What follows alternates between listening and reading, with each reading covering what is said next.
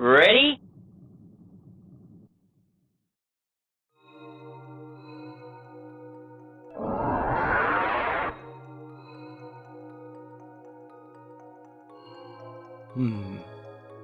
Zant's gone, huh? Well, something continues to draw me here. Hold up. Is this another premonition coming on?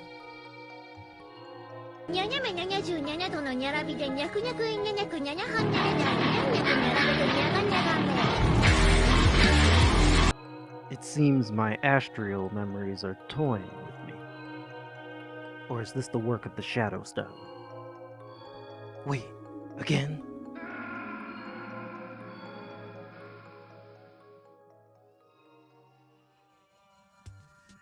Metroid Prime 2 Echoes is seen as a black sheep in the Prime series, and even as an Echo stan, I understand the consensus towards many of the game's design decisions.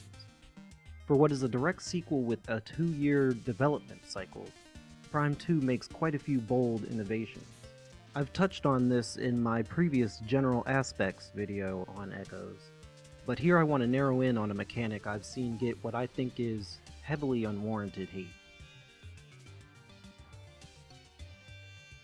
First off, one mechanic I didn't address in my previous video was Echo's inclusion of ammo counts for the new beam weapons.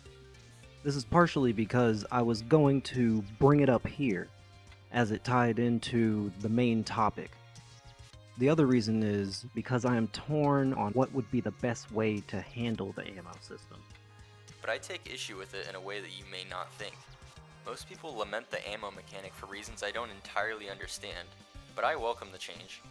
It fits well with the game's higher difficulty, and it's fun having to balance out your ammo count between beams. Echoes carries over all of the combat mechanics present in Prime with the addition of the ammo count, so for that reason, Echoes has objectively more complex combat. So that's the premise here. You get both weapons early, and you get ammo for one of them by killing enemies with the other. This concept could have been interesting, but it's poorly implemented for several reasons. First of all, right off the bat, it's blatantly misleading. They forget to mention in this blurb here that in addition to enemies, destroying boxes and crates also gives you your ammo back. You might argue that players should figure this out on their own by experimenting, but that argument falls flat because what you're supposed to do in this case is extremely unintuitive. You have powerful weapons with limited ammo, so the last thing that any rational player would think to do is waste that ammo by shooting a box. Most players would switch to the power beam to destroy boxes. In doing so, they'll never get their ammo back at a steady rate, and will end up getting frustrated and turning the game off. I remember when I first got the game, I always felt like I was low on ammo, and it's probably because I never thought to shoot a box with the light beam. Because why the fuck would I? Why the fuck wouldn't you experiment shooting ammo crates with the different beams?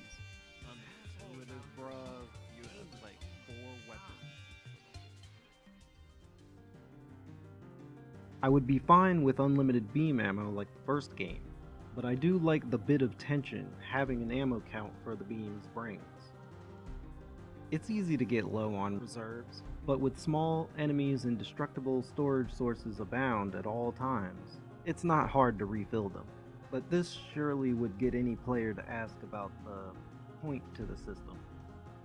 I'd say Retro were uniquely creative implementing it, seeing how for the whole game, the player will only have 2 elemental beam types.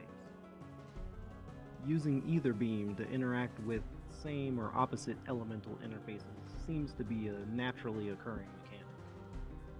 This on top of the mechanic bolstering the delivery of Echo's explicit narrative and subtextual themes, simple as they may be, plus adding in my favorite upgrade to collect. This is enough to justify the opposite ammo mechanics, and kudos to Retro for making them work, but they are just serviceable. Many things can be done to make the system better and go further. Maybe instead of having to collect pickups to refill ammo, shooting things with the light beam could automatically refill meter for the dark beam, and vice versa. Or maybe have killing more enemies with one beam strengthen upcoming enemies of the opposite affinity, or something similar to Demon Souls' world tendency. I can see these mechanics adding more depth to the light-dark beam systems, and streamlining intuitiveness. Finally getting to the core topic here, The last beam option, well earned upon defeating Quadraxis, is a mix of the two elemental beams you've been using for the bulk of the game, the Annihilator beam. This and the next upgrade procured minutes later allow you access to every remaining area and interface.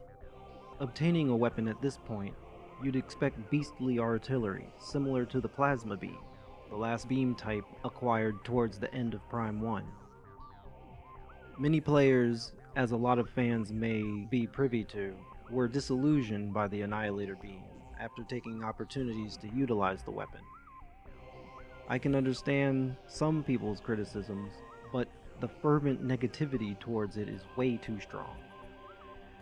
Being held off from my last video to go on and basically feature its own video here, you can guess I have quite a bit to say about the Annihilator Beam. The prevailing consensus is that the Annihilator Beam is a vastly underpowered tool. Detractors will mention the beam's lack of physical strength, visual and auditory punch, and most of all, how using the beam taps into both reserves of light and dark ammo. All of these criticisms are valid. However, allow me a rebuttal. If you're not a pansy, the Annihilator Beam is vicious. While some other systems may have their snags, 2000's retro studios were still some of the best in the biz. The Annihilator Beam is not a busted weapon.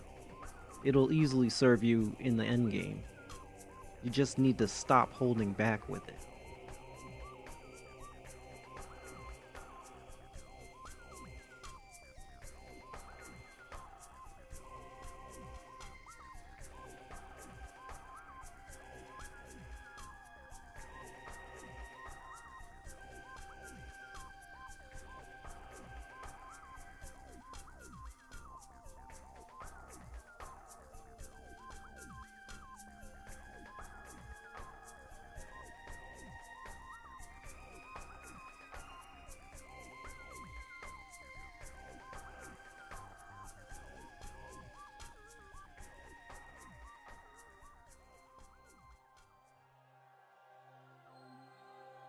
The light suit and the Annihilator Beam make traversing all areas of Aether and Dark Aether a breeze during your hunt for the Sky Temple keys. It's Echo's victory lap before the final challenge. While I think the endgame could have used more scripted bosses and ambushes, more content in general, basically, the Annihilator Beam is a great complement to allow you to stride into any situation with ease. And still, many players have spoken out deriding the beam weapon, but perhaps not without merit. The Annihilator Beam increases your strength and versatility, but presents a bit of a trade-off for its use. Similar to the light and dark beams, the Annihilator Beam uses ammo for each shot, but from both light and dark reserves. For a rapid-firing weapon, players can easily run through their supply. This constantly keeps ammo level in the back of the player's mind. At least with the dark and light beams, I wasn't always thinking about my meters. Another problem is the relative power of the beam's shots. While stronger than the similarly rapid-fire power beam, charged and uncharged Annihilator Beam shots don't quite seem damaging enough, considering the ammo cost, especially where light and dark beam shots could easily suffice. This could be easily overlooked if not for one more issue. Annihilator Beam shots tend not to look or sound impactful or visceral enough. Hits leave a bit of a distortion effect, but the audio and visuals of charging, releasing, and landing hits feels a bit subdued. While fitting the game's theme as a sort of echo weapon, it doesn't quite feel like a monstrous firearm like the Plasma Beam. Comparing it to its endgame beam contemporary, it's clear Retro Studios wanted to balance the Annihilator Beam and have it adhere to the limitations made familiar to the player with the light and dark beams. I appreciate the limitations made to the Annihilator Beam, but many players used to the unrestricted power of the Plasma Beam may be put off. Here's a few alterations that can buff Echo's endgame tool. One or more of these options I'm sure could go a long way to making the beam more appealing to the average player.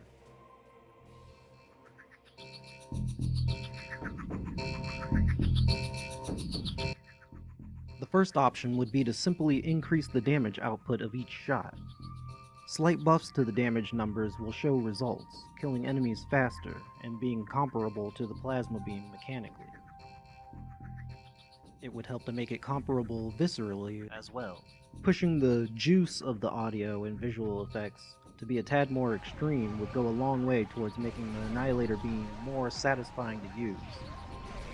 These changes alone could work well, but if that's not enough for some, there can be changes made to the ammo use of the weapon.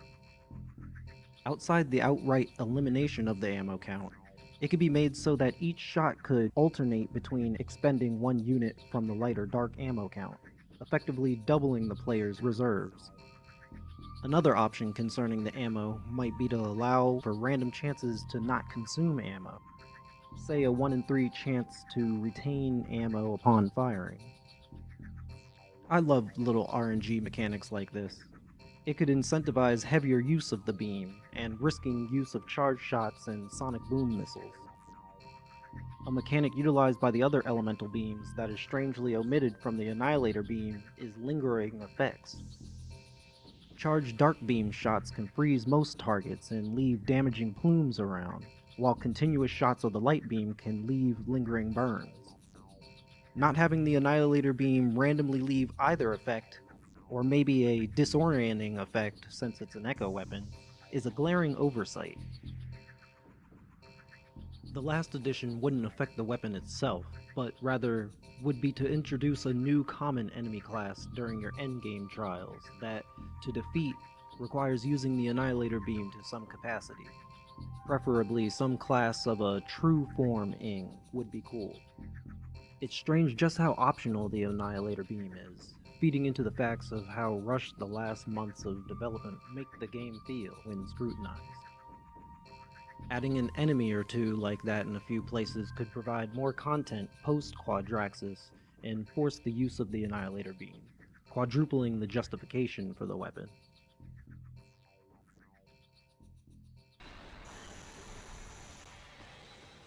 So those are my thoughts on the Annihilator beam. It's artillery that technically increases your power and versatility to become a near unstoppable threat in the endgame. Could it be better? Sure. But I think the only reason the beam has gotten so notorious is because of the heavy use of ammo where this wasn't present in the previous game. But I'd say players, while still being strategic, need to quit being so precious about their ammo and get to blasting. That way much more fun will be had.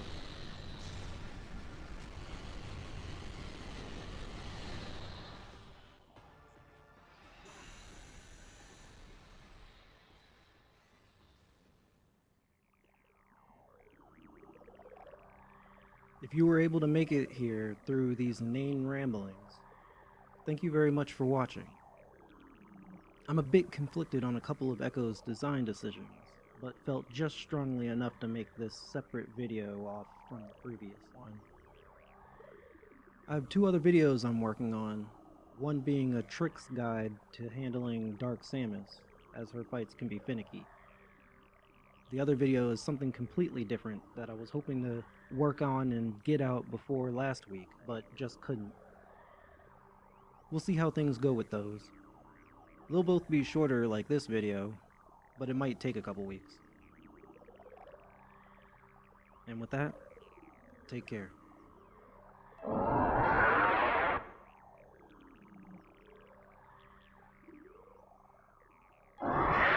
Oh yeah, P.S. Beam stacking beats all this beam switching anyway, so...